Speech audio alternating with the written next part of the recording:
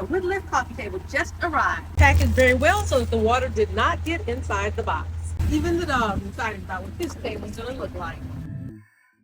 Let's put the W9 9-drawer dresser together. Things that we need: the user manual, a writing utensil, hammer, drill, and a 1/4 drill bit. The first thing I did is looked at the user manual to see exactly what the pieces were. Once I looked at all the pieces, I opened the pieces and put them in line according to the way the user manual had theirs organized to make sure I have every single piece. Then I checked to make sure I had all my hardware. The railings are engraved with left or right, L for left and R for right. Mine also came in 2 separate colored bags, a clear bag for the left and it came in a blue bag for the right. The different pieces of hardware are packaged individually, which makes it really easy. I love that all the pieces are labeled so that you know exactly what goes where.